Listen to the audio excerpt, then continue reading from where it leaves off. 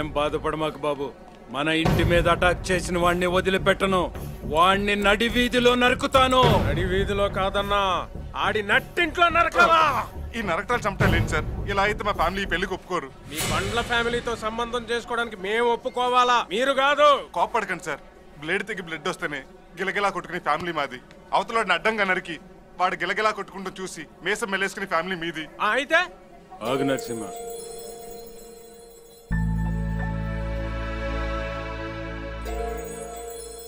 అయితే ఇప్పుడు మేము ఏం చేయాలి బాబు? మీరు ఫ్యాక్షనిస్టులను మా వాళ్ళకి తెలియకుండా ఉండాలంటే మీరు నేను చెప్పినట్టు చేయాలి. కుదరదు. నీ పెళ్లికి ఒప్పుకున్నాను కదా అని మీరు చెప్పినట్టల్లా చేస్తాను అనుకున్నారా? పైగా వేయాల్సింది దుర్యోధనుడి వేషమో భీముడి వేషమో కాదు, పెద్దవాడి వేషమా. I hate that. Please daddy. No.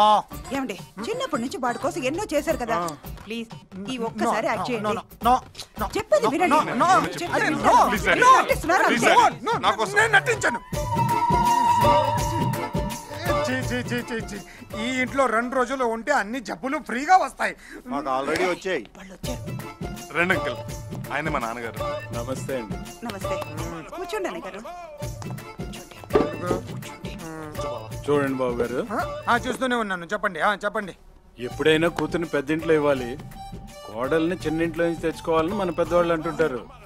కానీ మా అమ్మాయిని ఇంత చిన్న ఇంట్లో ఇవ్వటానికి కారణం నా కూతురు మీ అబ్బాయిని ఇష్టపడటం వల్ల. నేను కూడా అంతే. మా అబ్బాయి మీ అమ్మాయిని కోరుకున్నాడు కాబట్టి కాదని లేక ఈ పెళ్లికి ఒప్పుకుంటున్నాను.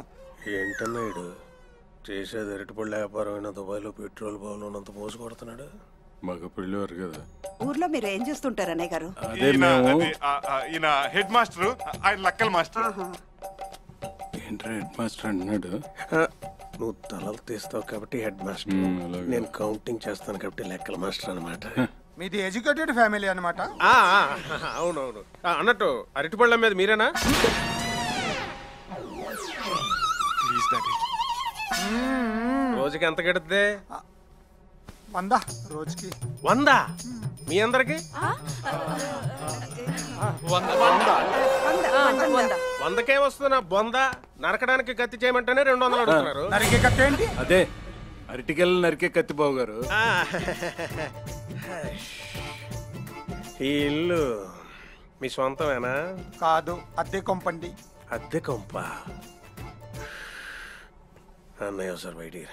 ఇప్పుడే వస్తాను. ఏంట్రా? Very poor family, worst area, నీచమైన బిజినెస్. కనీసం సొంతలు కూడా లేదు. అమ్మాయిని ఎవడం అవసరం అన్నయ్య? మన దగ్గర దండిగా డబ్బులున్నాయి కదా, వాళ్ళతో పెద్ద పెద్ద వ్యాపారాలు చేపిద్దాం. పెద్ద పెద్ద వ్యాపారాలు చేద్దాం. వ్యాపారంలో లాస్ వస్తే మనం కూడా బళ్ళు దోసుకోవాలా? ఇప్పుడు ఏం చేద్దాం చెప్పు అన్నా.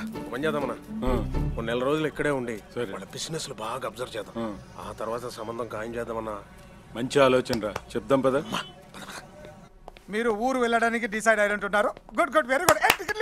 లేదు, నెల రోజులు ఇక్కడే ఉండాలని డిసైడ్ అయ్యారు. రోజుల అయితే మీరే ఉండండి, మేము వెళ్ళిపోతాం. ఏం చెల్లమ్మా, బావగారు కోపం ఎక్కువ అనుకుంటా. అది కాదు బావగారు, ఈ ఇంట్లో సగం మంది పడుకొని నిద్రపోతే సగం మంది కూర్చొని నిద్రపోవాలి.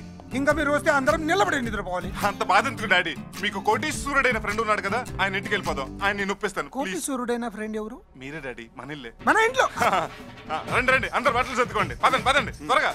మన ఇంట్లోనా? ఓ కర్మ.